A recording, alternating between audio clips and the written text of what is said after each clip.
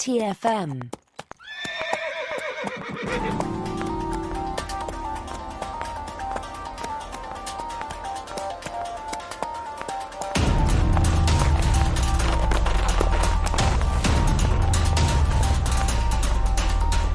Welcome, everyone, to another episode of Saddle Up, our dedicated Star Trek Strange New Worlds show. And Matthew, the obvious question is, are you ready to saddle up? I'm getting back up on that horse, Chris, and I am ready to go. I gotta say, though, it's a lot snowier here than I thought it was going to be at this time of year. Yeah, the weather's messed up everywhere in the world these days, so no surprise that it's snowing like that there in Bear Creek, Montana. Yes, which, I'm not going to complain about. Well, I do have to say I'm glad to see that you shaved your big fluffy beard and trimmed your hair for this episode. Well, I just figured it was time. It's time to look a little bit more presentable and a little less mountain man. They should have titled this episode A Little Less Mountain Man. Well, we always can, so, All right, everyone, we're going to talk about the first episode of Star Trek Strange New Worlds, which is entitled, surprisingly, Strange New Worlds. Here's a quick rundown. Following the search for the Red Angel and the battle with Section 31 and Control, the inhabitants of a planet not ready to take the next step into the galaxy use data they gathered from observing the battle to build a bomb based on warp technology. When the warp signature is detected by the Federation, Number 1 is dispatched on a first contact mission. When she and her crew are captured, the Enterprise is reactivated ahead of schedule, and Captain Pike is called back to service to lead a rescue mission. So there we are, Matthew. That's the setup. We talked on the first episode of Saddle Up about what those scenes of Pike with the beard on the horse in the snow, what all of those might have been, and we speculated that they could be flashbacks, but it turns out they're not flashbacks. We have a direct continuation from the end of Star Trek Discovery Season 2. So what did you think about the introduction of Pike, especially for anyone who wasn't familiar with what happened? Well, they did a good job of helping us understand what had happened to him and that this is not directly related to the cage yet, even though he does experience things that will impact his relationship with Starfleet and his livelihood later on, because he has experienced the death of the man he is now in great detail because of what happened on Boreth. And that has left him in a place where he's really not sure about his place in the universe anymore and whether or not he should be the captain of a starship anymore, which I thought was a really interesting conundrum. What's fascinating is that when he said it's the death of the man he is now, which means, and we all know that he is going to go on because he's going to live on, and I cannot remember the name of the planet, but he is going to live on the cage planet after his accident. Oh, yeah. Talos 4. And so, yeah. Yes. And so he will live a life there. It will just not be the same as the life he is living now as the captain of the Enterprise. And I think the idea of how this might change him, will it make him callous or reckless? What is this going to do to him as a person who has seen and experienced his death in such a vivid way was really interesting. And it also, I think, does create the milieu for us to understand that Captain Pike is always going to be somebody who's a little bit more melancholy than other captains that we have seen. And it kind of helps us see that there's going to be a lot of things that actually happen to him that are actually going to lead him to question his legitimacy of being on the Enterprise again. And so I think there's a lot of interesting story elements at play here, and we're still at a loss as to how all this fits into the stuff that we already do know about this man. But we have a lot to chew on now, and I think we still have plenty of room for the character to be able to grow. Yeah. When I watched it the first time, he's there in the house, in the cabin. He's talking to Captain Batal, and he won't reveal what happened out there. And he says these things are classified. And it took me, it's been a little while, not a long time. It's been a little while since I watched Star Trek Discovery Season 2. And I was thinking about everything that happened. And I was thinking about the big thing at the end where Starfleet is classifying the entire incident. And so when he says something's classified, I'm thinking of that, and I'm thinking about how all of those events impacted him and made him a bit shy about going back out into space. And it took me a little while to think, yeah, this is actually about the time crystal. This is actually about the vision of the future that he had. So as you outlined there, that incident on Boreth really did make him reflect on himself in a profound way that we didn't see so much in Discovery itself. And so then they're picking that up here. If we just fast forward a little bit, I'm curious what you think about how this might go, because we just finished talking about Star Trek Picard Season 2 on the artificial Tango. And that was very much a 10-episode sprint to really delve into these characters in a very deep way.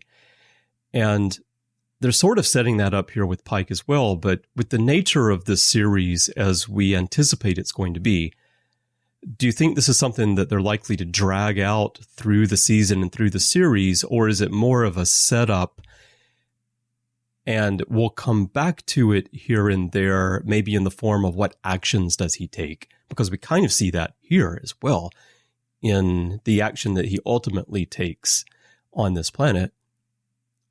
Or do you think it's going to be like this really deep exploration of the psyche of Christopher Pike? Well, I think it's going to turn into Cooking with the Captains, and Picard and Kirk are going to show up at this mountain cabin, what I was thinking, and they are going to have a show together, which I think would be phenomenal, because can we just talk about the great taste that the captains have in mountain cabins? I'm so jealous of Pike's cabin here, and I want to be there more than anything else. I think it would be amazing. But as per, are we going to be exploring the psyche of Captain Pike in the same way that we explored the characters in Star Trek Picard? Well, I would hope so in some ways, in the sense that why tell a story about this person if we're not going to learn more about them? And so if this whole season is about us understanding more of Christopher Pike, I think that that would be phenomenal. You know, there have been some books written and everything about this character, but when it comes to what's on screen and canon, there is just not a lot. And I think there's plenty of storytelling opportunity here. I don't know if it's going to be something that's going to be completely 100% taking over the season itself, the way our exploration of Picard and the rest of the characters did in that second season. But I could definitely see us really kind of digging into him as a character and using that as a catalyst to dig into other characters who have had some trauma on this show, like Laan Noonien Singh, character like that, who has also had an immense amount of trauma, you can tell. And so putting those two characters together in this series and then allowing them to kind of work with each other to overcome where they've been to help them get where they want to go would be really interesting. So that's kind of what I see. What were you thinking, Chris, especially as you've gotten a chance to kind of sit with the episode for a few days now?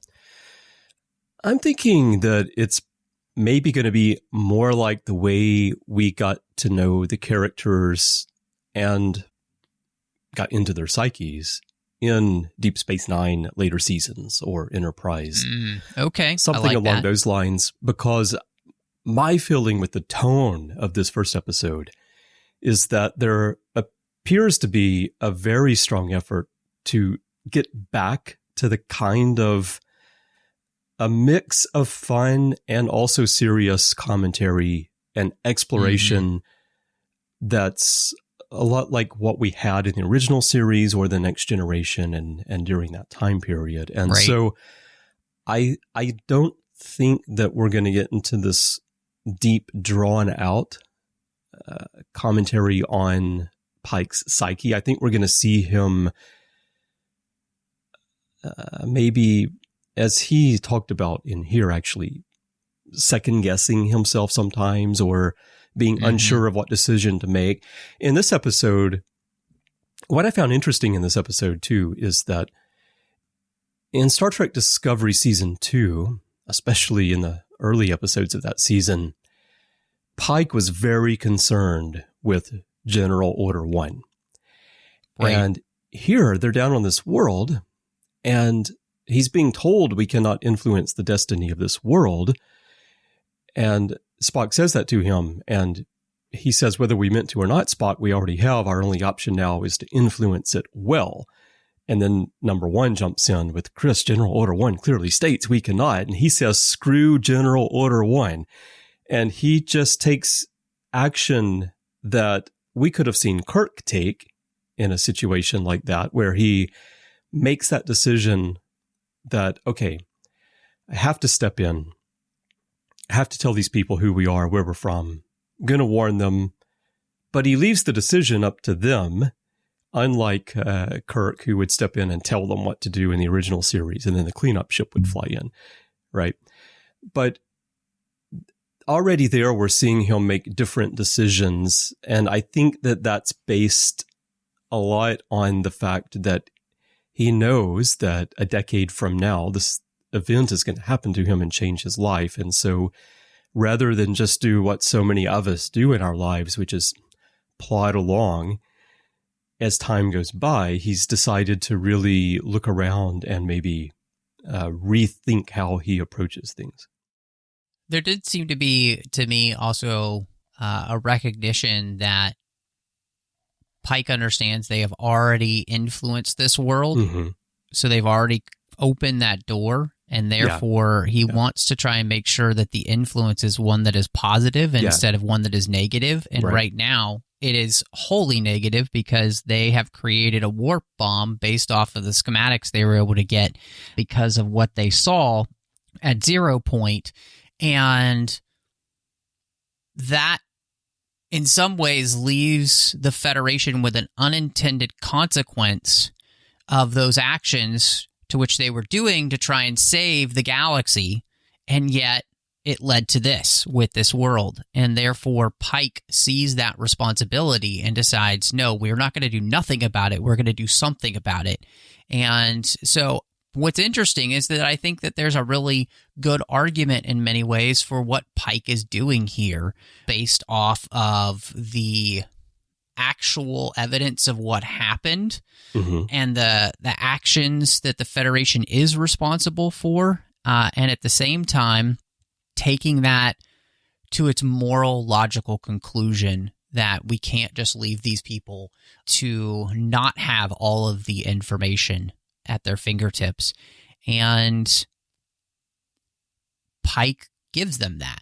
And he gives them not only all the information that they need, but he gives them the context that they need it in, which is so important. There's the fact that he hands them all of the facts that they need, but in the correct context so that they can make a wise decision is something huge here. Because just to give them all the facts without that context of what the logical conclusions of their actions would take them to would be detrimental.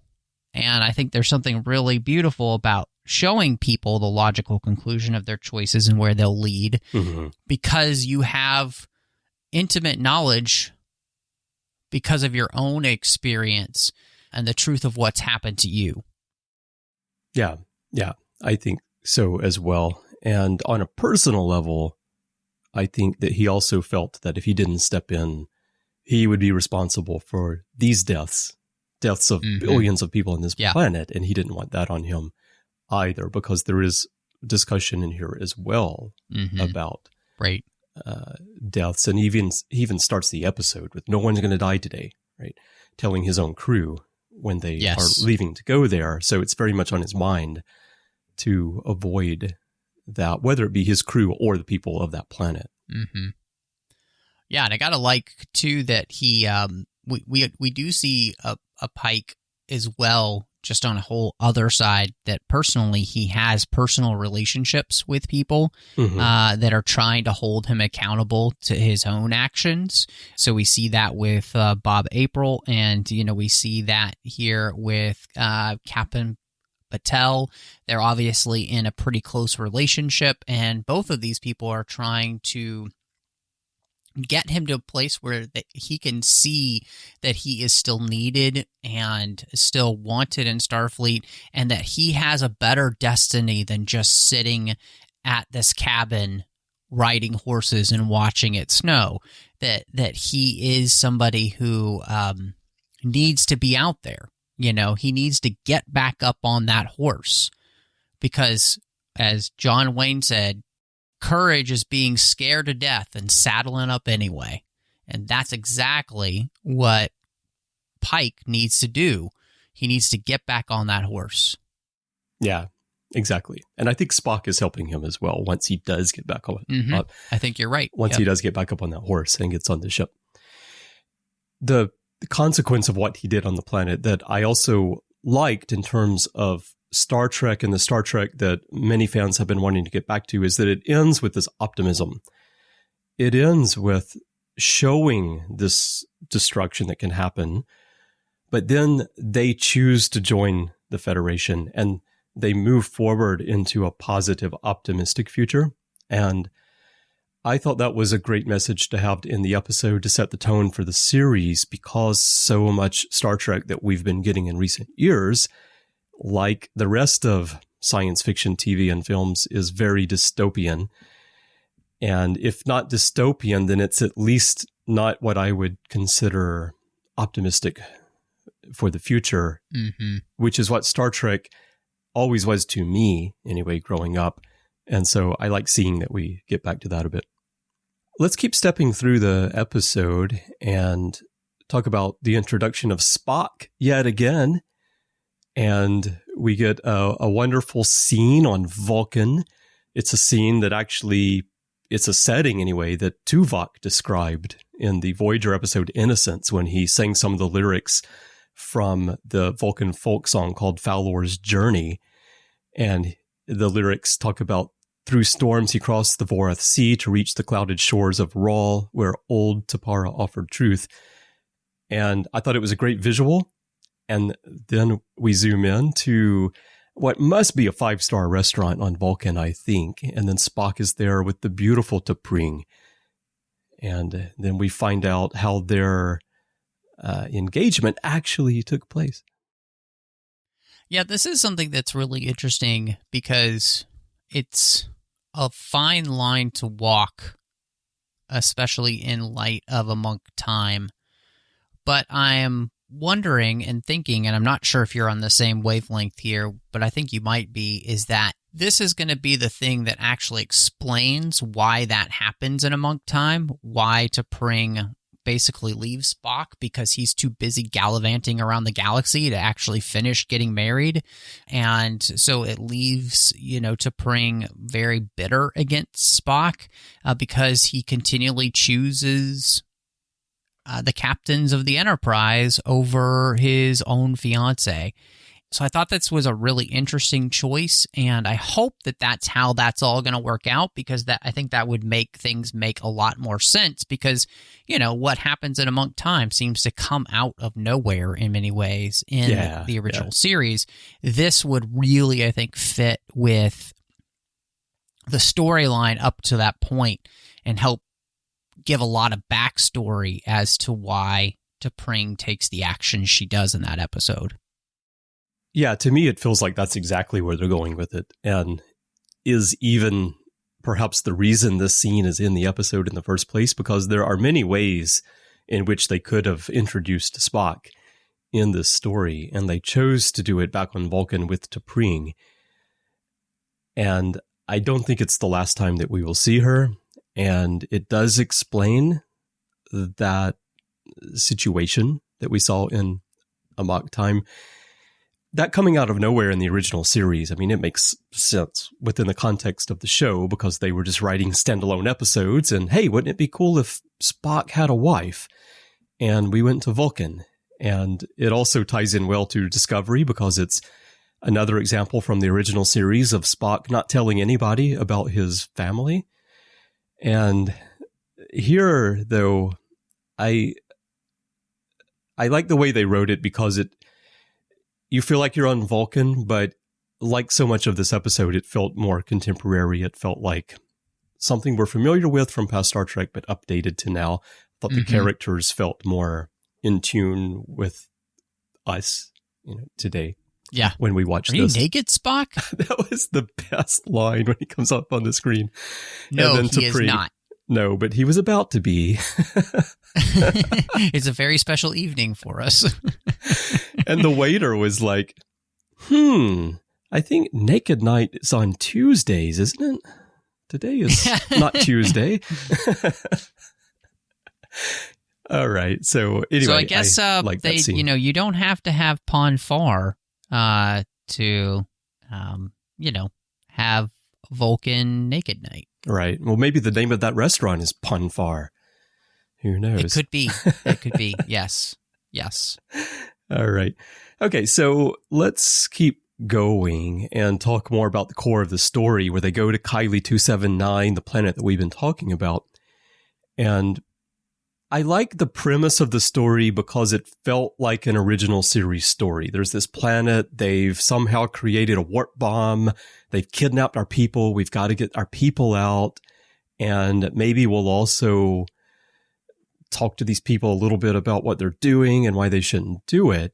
Now, the idea that they could use telescopes to observe the battle at the end of season 2 of Star Trek Discovery and gather data that then allowed them to build a warp bomb really doesn't make any sense.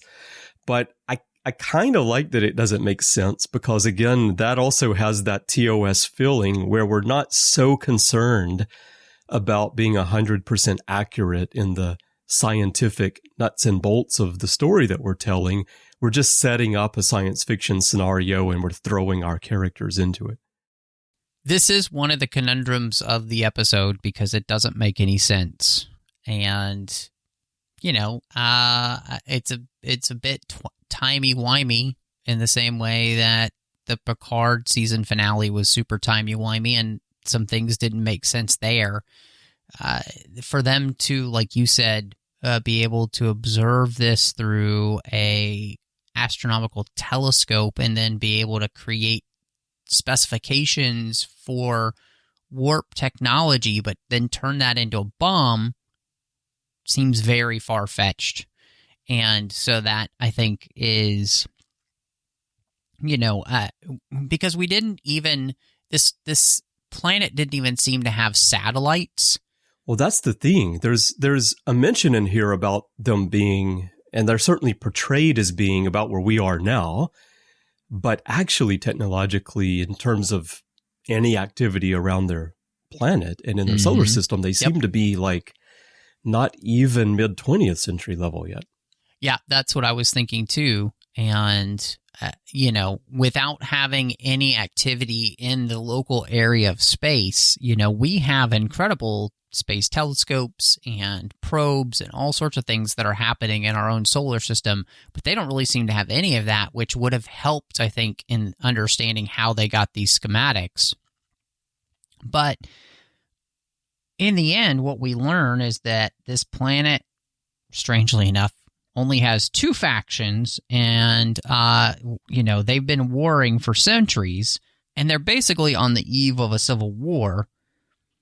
And so one side wants to crush its enemies and put down this, civil unrest from a group that doesn't seem to want to negotiate with it anymore. And they're looking for who's going to get the biggest stick to win, which interesting misrepresentation of Teddy Roosevelt, speak softly and carry a big stick. And so I thought that was really interesting because, in the end, the cost of war here has become abstract for them.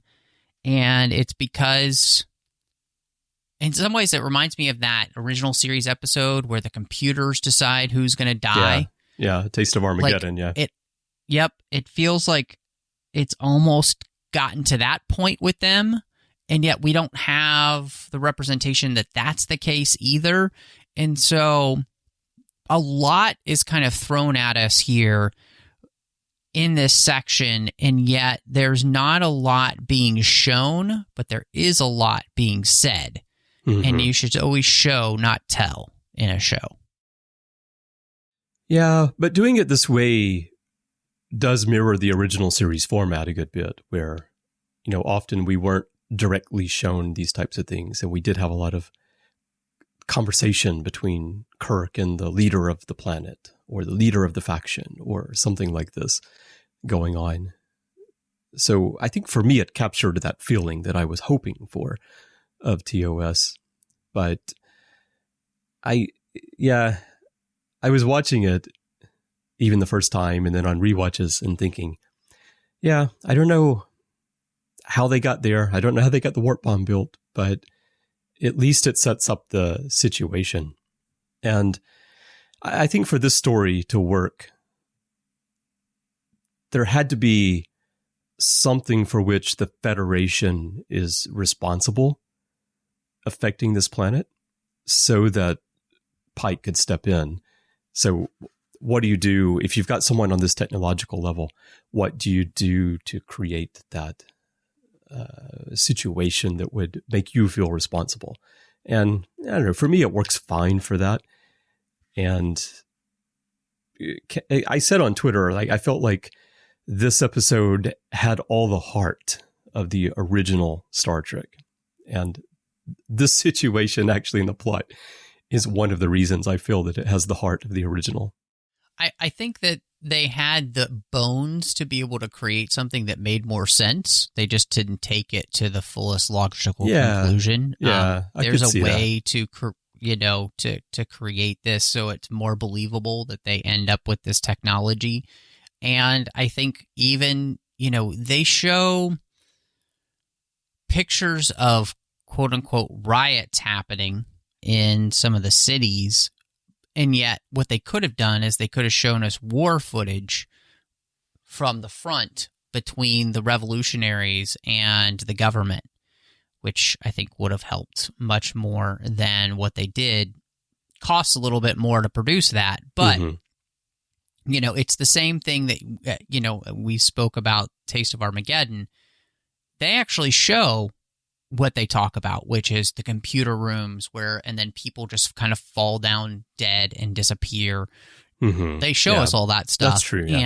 So they could, again, all of those things could have been done in this episode to ameliorate some of these issues that I had with the episode, and I think made the social commentary even better, because even though this is very on the nose, I think it's also important to be able to realize that this idea of being brought to the table to have a conversation, because negotiation is the best way to form a lasting peace, is what Pike says.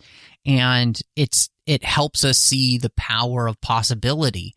And this is another indication of a society that has just completely othered the other by not ever meeting with one another and only seeing them in one light, because they've spent centuries never negotiating with. This is the first time these two leaders have been in the same room, they said, in centuries. Mm-hmm. Yeah. And so I think all of that would have been made even better if we had had even more context because of what the episode could have shown us. Mm-hmm.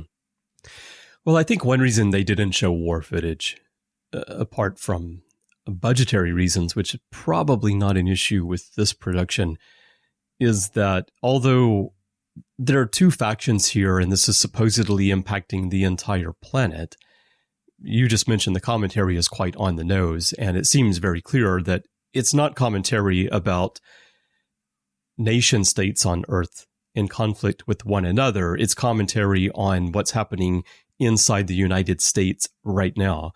And because that is not a hot conflict at the moment, there isn't any actual military fighting going on. I think that's probably a reason why they didn't go that route, because what they're talking about are those types of protests and gatherings and this refusal to talk to each other and othering, as you said, the other side, and just creating this wall of division where you really can't make any progress. And then suggesting that if in our own world we continue to do that, we're going to reach this point where we have something akin to a warp bomb, not technologically, but in terms of the power that whatever that thing might be would have to destroy our society. And we need to pause and look at the consequences of that, look at what the last day would be like for the world as we know it. It's sort of like Pike talks about how the man he is died. He didn't actually die. He will continue living, but he's not that same person anymore.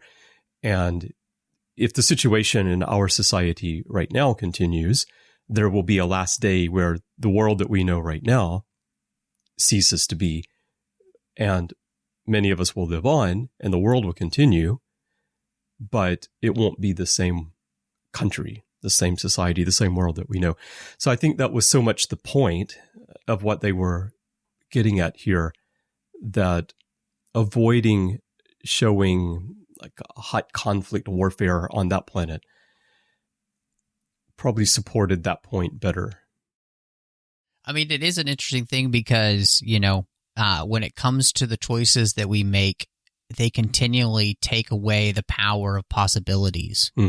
Yeah. Because each choice has a logical conclusion that leads you to another choice and another choice. And so by showing where these choices are going to lead these people, it makes a lot of sense. And so I think that's the part that does, work pretty well in the episode. And it's one of those things where, as Pike was talking, and he talks about how the Second Civil War turned into the Eugenics Wars, which turned into like the one thing led to the next.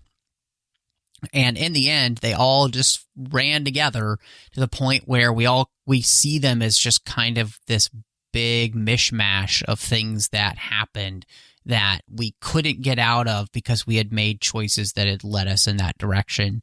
And so they leave them with a choice, right? Which is you can either have your last day or you can have a brand new day and join something bigger than yourselves.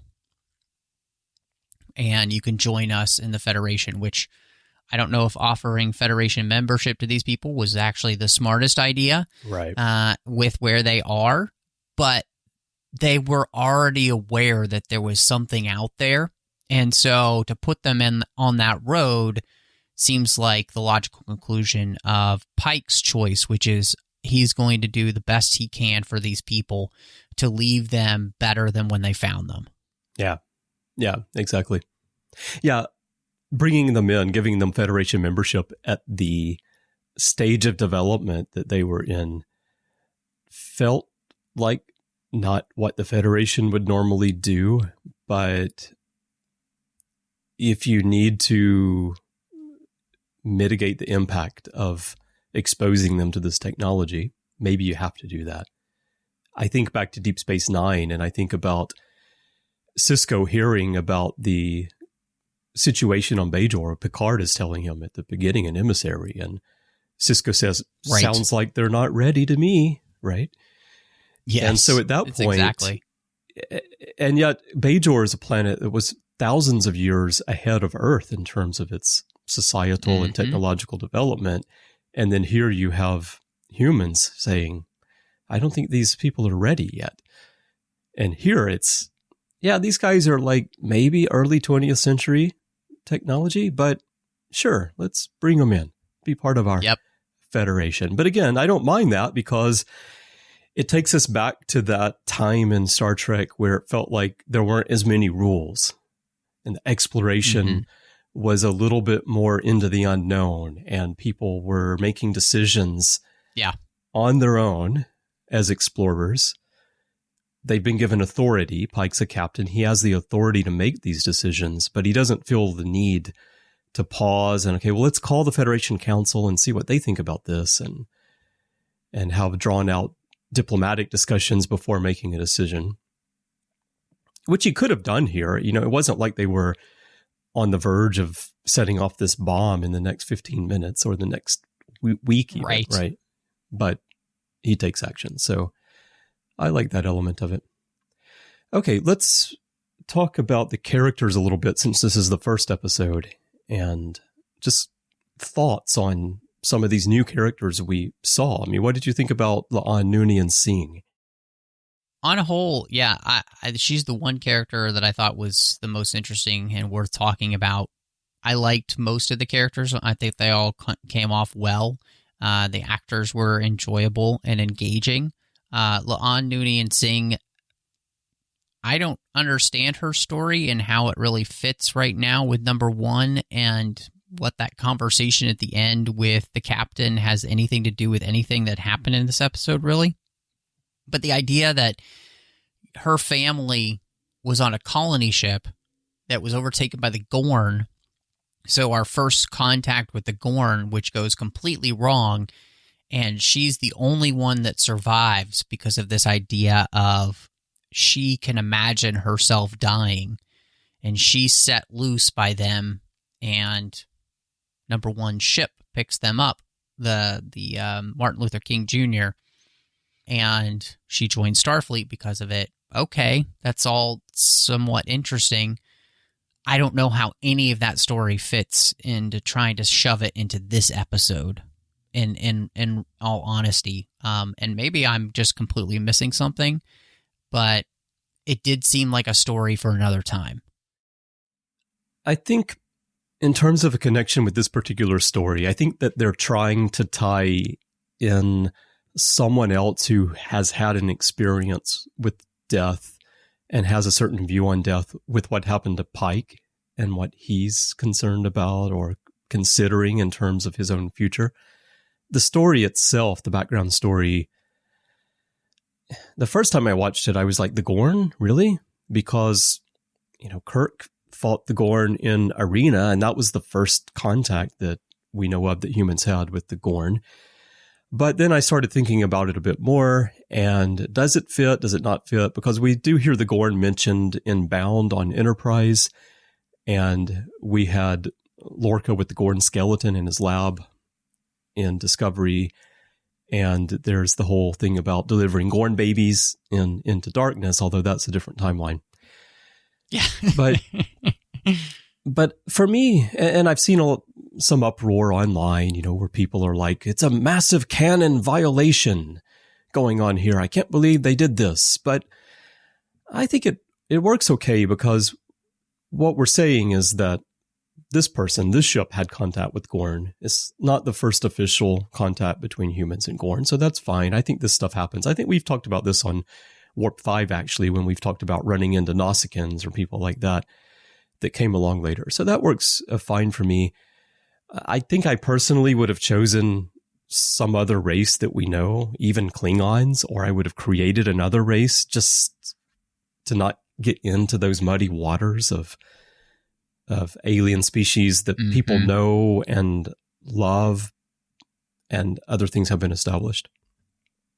But I also think that maybe including this story in here is part of what we were talking about at the beginning today, where getting to know these characters, I think, is going to be a bit more DS9 or Enterprise style. Bit by bit, we're going to learn things that they build on over time, although unfortunately they only have 10 episodes. So it may be a drawn out process, but I think it's one of those things where we find this out about her, and at some point they'll build on it again later, and it's not directly tied into the story. I think the more interesting thing to me with her is she doesn't want to have a sedative. She's obviously uncomfortable with the idea of her genome being modified even temporarily. And I think that's going to play into some background of her character being a descendant of Khan. Yeah. And that group anyway. Yep.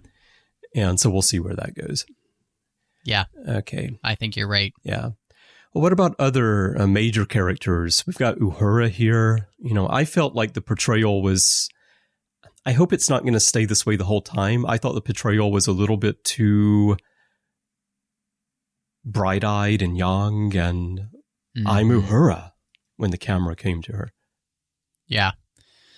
Yeah, I agree with you on that. I also feel like Ortegas and Chapel felt a little bit like that as well.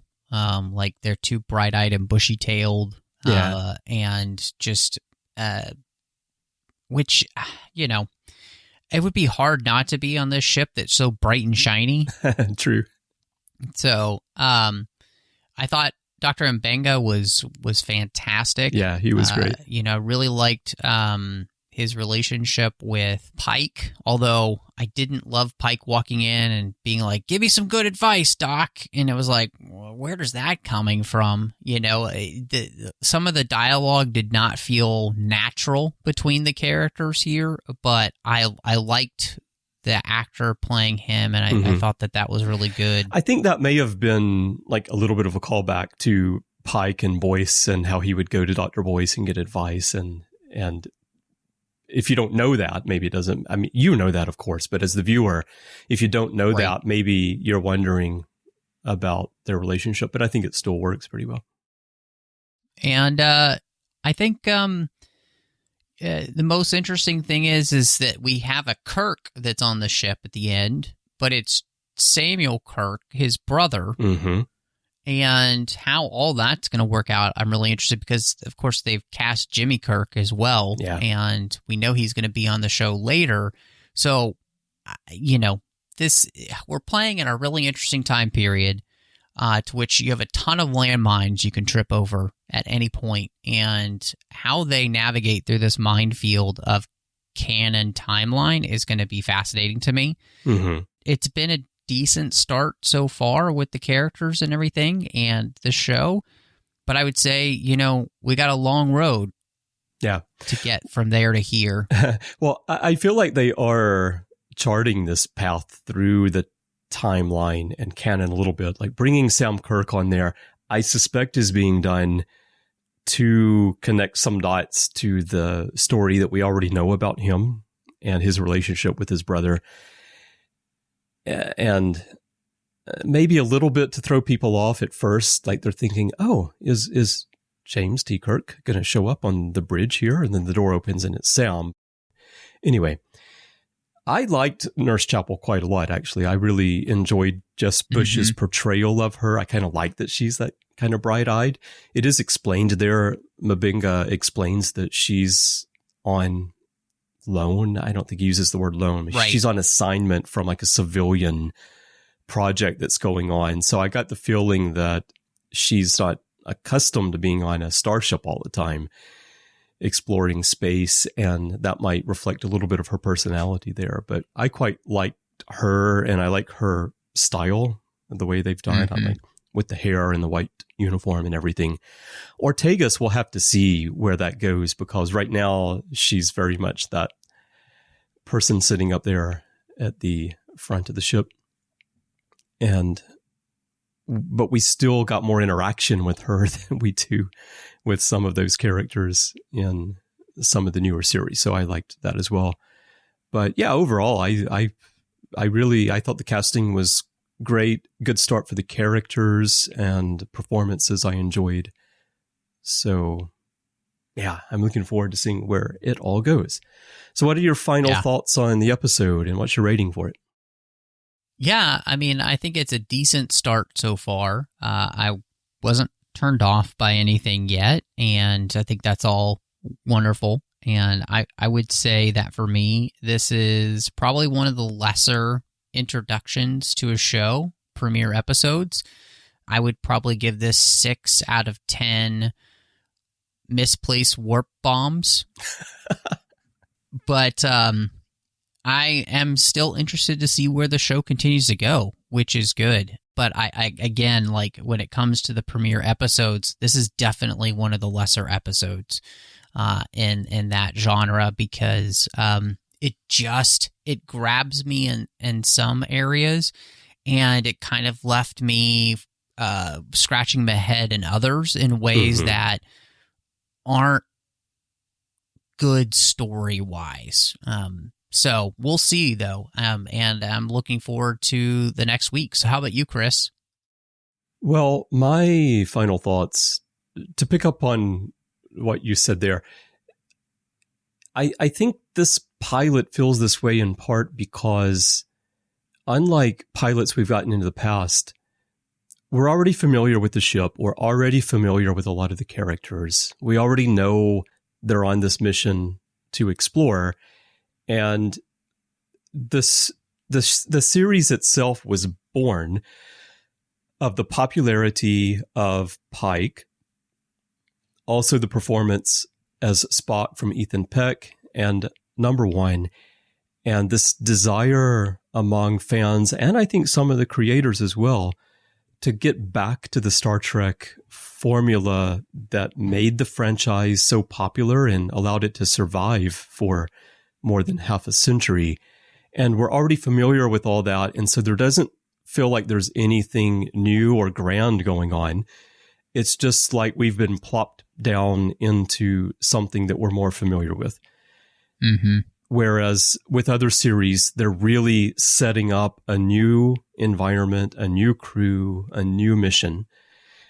But it's interesting. I've seen quite a few people say this is for them, the best pilot of any Star Trek series ever, which has to be recency bias in most situations, in my opinion, because it really is of a different type of pilot from establishing a story like the other ones have. So I don't really get that.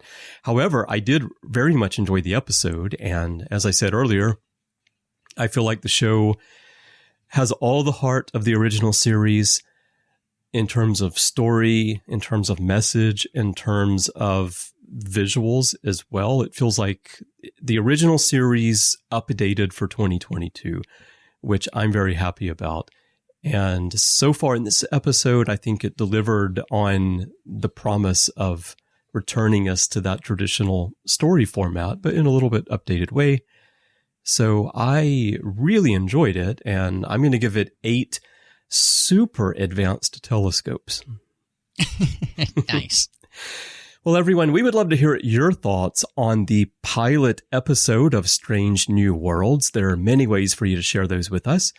Perhaps the best way is to go to Facebook and join the Babel Conference. That is our listeners group. If you're already a member, you know what to do. But if not, just type Babel, B-A-B-E-L, into the search field, and it should come right on up. If not, just type the whole name. Now, it is a closed group for our listeners, so if you're joining, please answer the questions and agree to the rules of the forum so that I can let you in. You'll find a post for this episode there, and you can share your comments with fellow listeners and us right there on the post. You can also send us email if you like. Just go to our website, trek.fm/contact. Use the form you find there. Choose to send to a show and choose Saddle Up, and that'll come to Matthew and me by horse, carrying mail, not actual email. The Pony Express. The Pony Express. That is it. I'm going to rename the form right after this. You can also find us in social media on Twitter, Instagram, everywhere. Our username is TrekFM. Now, Matthew, when you're not trying to stay away from Gorn because you don't want to be eaten or cast away on a space raft, where can people find you? Well, of course, I'm all over social media under the name MattRushing02. So social media, look for that name. You'll find me. Here on the network, I'm doing so many shows, and you can find me on most of the shows on the network except for Interphase. So just check out things like the 602 Club or Warp 5 or The Orb or Literary Treks or The Artificial Tango. You can also, of course, find me over on the Nerd Party Network doing 2 shows. One's a completed show I did with Drea Kaufman, talked about every single chapter of the Harry Potter series, one chapter at a time. And then over on Aggressive Negotiations, Star Wars with John Mills. Now, Chris, when you're not trying to figure out how in the world you can get a captain's cabin like Pike's, which it may be the most palatial and amazingly created captain's cabin I've ever seen in all of Star Trek, it's even got a chimney. Where can people find you? And it's got a TV right above the fireplace, which is phenomenal. I want that place so much. It was a great place. I was looking at that and thinking how spacious. You know, when you live in Japan, you don't have a lot of space. And I actually have a fairly big house, but nothing like that. Well, when I'm not doing that, you can find me here on the network. As you mentioned, we do a lot of shows. You and I talk Deep Space Nine together on the Orb, Enterprise on Warp 5. Larry Nemechek and I do the Ready Room from time to time, and I'm in a lot of shows in the back catalog. So check out all of that if you want to hear more about my thoughts on Star Trek. And if you'd like to chat with me, I'd love to hear from you on Twitter. That's where I'm most active. My username is C. Bryan Jones, the letter C, and Bryan with a Y. That's my username everywhere in social media, but Twitter is where I'm most active. And again, I'd love to chat with you there. If you'd love to help us keep saddling up and keep all the shows on the network going, we could definitely use your help. Please visit patreon.com/trekfm to find out how to get involved in the network and help us keep everything going. We really thank everyone who is supporting us right now. We would not be here without you, so thank you so very, very much. Again, just visit patreon.com/trekfm. That's patreon.com/trekfm to get involved. Well, Matthew, we've done this on Enterprise, but it looks like we're going to do it here as well. A little bit of comet chasing, perhaps, as we talk about the next episode. Well, Chris, sounds fantastic, so saddle up and lock and load.